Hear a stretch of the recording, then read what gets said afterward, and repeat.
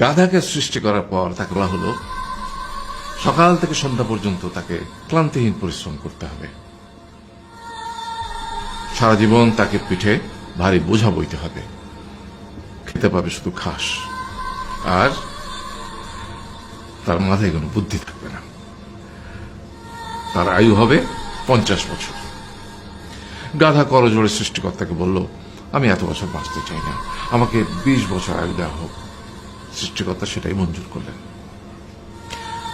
কুকুরকে যখন সৃষ্টি করা হলো তখন তাকে বলা হলো যে সে হবে মানুষের সবচেয়ে বড় বন্ধু, কিন্তু সে খাবে মানুষের উচ্ছিষ্ট, এবং তার আয়ু হবে 30 বছর। কুকুর সৃষ্টিকর্তাকে বলল, আমি এত বছর বাঁচতে চাই না, আমাকে 15 বছর আয়ু দেওয়া হোক। সেটাই মঞ্জুর করা হলো। এরপর বানরকে বলা হলো, তুমি শুধু গাছের এ ডাল থেকে ও ডালে ঝুল খাবে এবং নানান রকম ফন্দি ফিকির করে মানুষকে আনন্দ দিবে, তোমার আয়ু হবে 20 বছর। মানুষ বলল, আমি 20 বছর বাঁচতে চাই না, আমাকে 10 বছর দেওয়া হোক। সেটাই মঞ্জুর করা হলো। এবার এলো পুরুষ মানুষের পালা।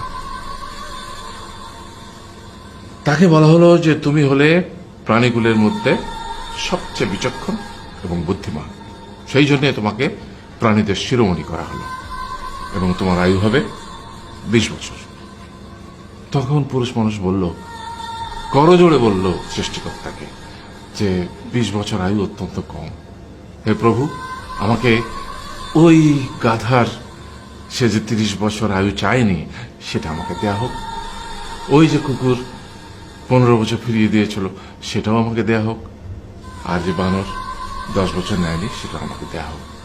20 বছর অত্যন্ত কম, আমি দীর্ঘদিন বাঁচতে চাই।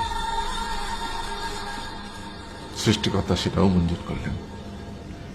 তারপর কি হলো? সেই থেকে ছেলেরা পুরুষ মানুষ হিসেবে বাঁচে 20 বছর, তারপরের 30 বছর সংসারের বোঝা পিঠে করে বয়ে বেড়ায়, সেটা কার মতো? গাধার মতো।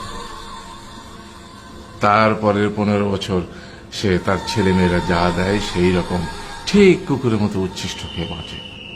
আর তারপরে বৃদ্ধ বয়সে ঠিক বানরের মতো, যেমন গাছের এডাল থেকে ওডাল ঝুল খায় বানর, তেমনি এই ছেলের বাড়ি থেকে ওই ছেলের বাড়ি, আর নানান রকম ফন্দি ফিকির করে তার নাতি নাতনিদের আনন্দ দেওয়ার চেষ্টা করে।